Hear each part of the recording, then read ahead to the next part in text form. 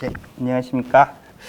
지난번에 그 생산하고 소비 사이클, 수요 사이클에 대해서 말씀을 드렸었는데 이번에는 질문이 하나 더 있었어요. 그래가지고 그걸 연결해가지고 조금 말씀을 드리면 될 것 같아요. 질문하신 분이 생각보다 굉장히 경제에 대해서 깊게 생각을 많이 하시는 분이더라고요. 그래서 저한테도 굉장히 그리고 들으시는 분한테도 중요한 이론을 말씀하셔가지고 이거를 하나 더 말씀드리면 될 것 같고요. 신용 경색에 대한 질문을 하셨어요. 물론 저는 지난 시간에 말씀드렸던 것처럼 신용 경색이라는 거 아니면은 사이클이라는 게 자본주의의 실패 때문은 아니다라고 말씀을 드리지만요. 그 두 가지가 자본주의에서 굉장히 중요한 부분이기는 합니다. 신용이라는 게 이렇게 말씀을 드릴게요. 되게 어이가 없는 거예요. 왜냐하면은 우리가 돈을 가지고 있습니다. 돈도 가지고 있고요. 요즘에 중국 상해에 가면은 거의 QR코드를 가지고 많이 쓴대요. 그러니까 계좌에 돈이 들어있는 거죠. 계좌에 있는 돈을 쓰고 거기다가 더 어이가 없어진 세상이 되는 게 비트코인을 씁니다. 비트코인으로 물건을 살 수 있어요. 근데 이런 말씀을 드리는 거예요. 이 모든 게 우리의 믿음으로 이루어져 있습니다. 만약에 세상 사람들이 돈? 내가 왜 이거에 대해서 믿음을 가져야 돼? 라고 얘기하는 순간에 돈이라는 거는 종이 쪼가리가 돼버리는 거거든요. 10,000원짜리 돈에 대해서 사람들이 10,000원이라고 인정을 안 해주면은 그 순간부터 시작해가지고 돈이라는 거는 없는 존재가 됩니다. 근데 우리는 돈을 믿잖아요. 세상에서 돈이 제일 좋다라고 생각하시는 분들도 많잖아요. 사실 저도 돈을 좋아하는 편이고요.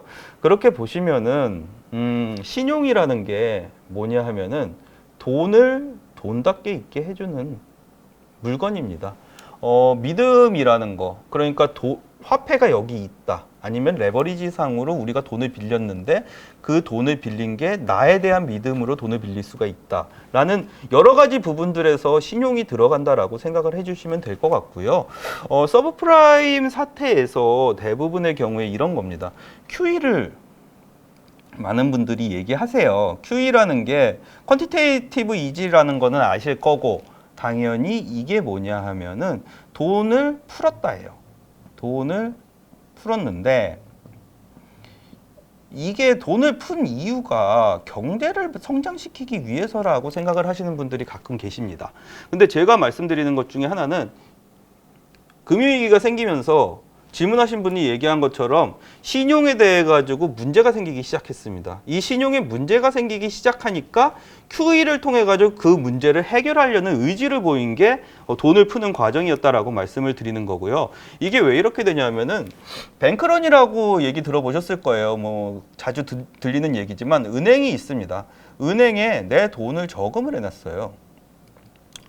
은행에 어떤 고객이 고객이라고 할까요? A라고 할까요? A가 돈을 저장해 놨는데 사실 은행은 A나 B나 C가 저장한 돈, 세상에 이렇게 3명만 있다 하죠. 그리기 어려우니까 3명이 있다라고 했을 때 요 3명이 10,000원씩 저금을 한다라고 하면은 은행이 현금으로 30,000원을 안 갖고 있어요.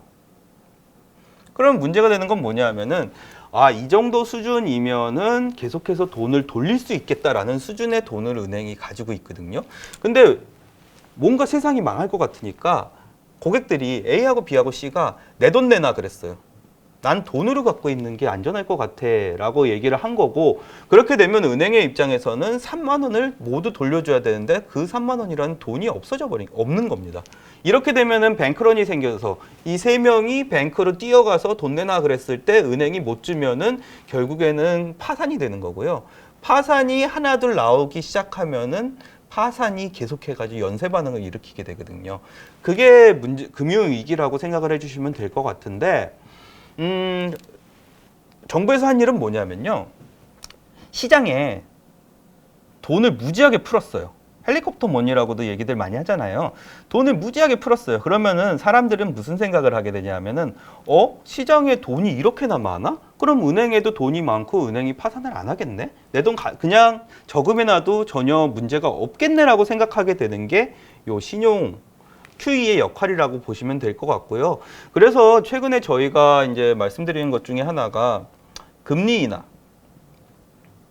인하를 해야 되고, 그 다음에 재정정책 확대를 해야 된다라는 말씀들을 계속해서 드리고 있었잖아요.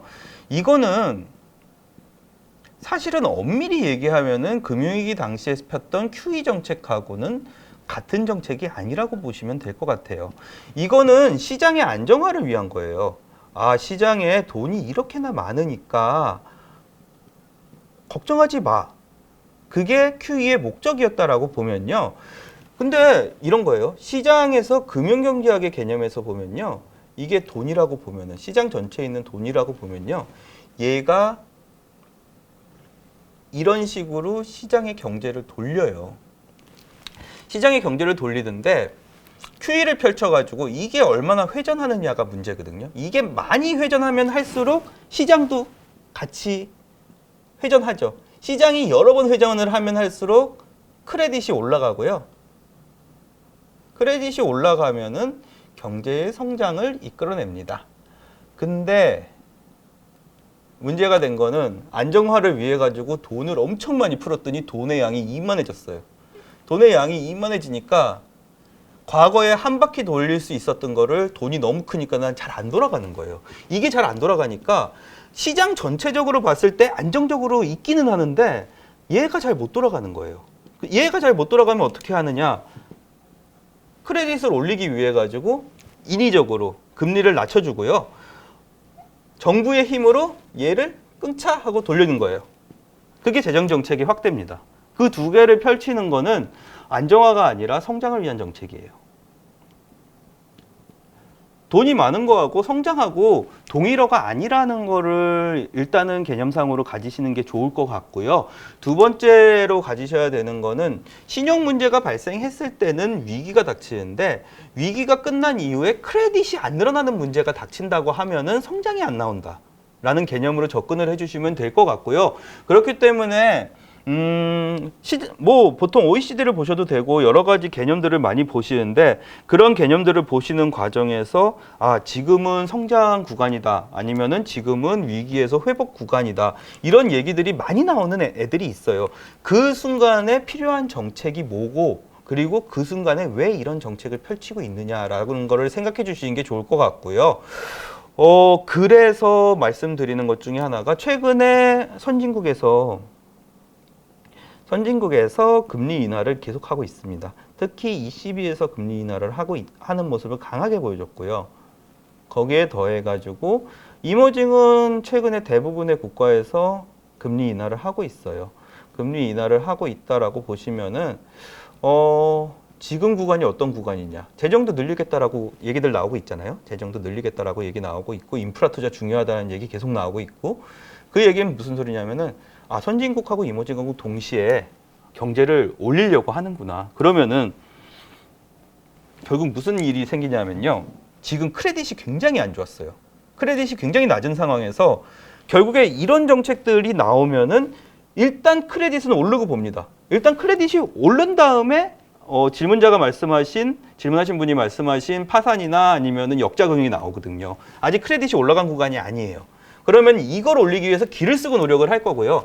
크레딧이 올라간다라는 얘기는 레버리지가 상승한다는 거고 시장의 레버리지가 상승하고 크레딧이 올라가면 결국엔 자산 가격이 올라가요. 그래서 자산 가격 상승에 대해서 올해가 될지 내년이 될지는 모르겠지만 버블은 무조건 나온다. 라고 판단을 내리고 있습니다. 경제에서. 그래서 지금 구간에서는 위기 구간 맞아요. 위기 구간 맞고 여러 가지 이제 경제 성장에 대한 기조가 나와야 되는 구간인데 실제로 경제 성장 기조가 나왔고요. 그렇기 때문에 이걸 따라 가지고 망하기 전에 어쨌든 버블은 나온다. 버블이 나온 다음에 망할지 버블이 나온 다음에 더 경제가 좋아질지 모르겠어요. 하지만 1, 2년간 버블은 나온다라는 측면에서 보셨을 때 저는 친구들한테 얘기하죠. 이거 안 먹고서는 그냥 무서워하고 있다가 계속해가지고서는 내려가면 죽을래. 아니면은 버블 한번 먹고서는 그 돈 어떻게든 빼가지고서는 죽는 구간에서 살아남을래. 라고 질문을 하는 거거든요. 그래서 지금 구간은 저는 자산 가격 접근하셔야 된다라고 말씀을 드리고요. 이게 아까는 사이클에 의해 가지고 어떤 식으로 경제를 가지고 자산을 투자하냐라고 했다면은 이거는 신용이나 아니면은 크레딧, 그 다음에 정부의 그 크레딧에 따른 정부 정책을 보고 어떤 자산을 넣어야 될지 말아야 될지를 결정하는 과정이다 라고 봐주시면 될 것 같습니다. 예, 감사합니다.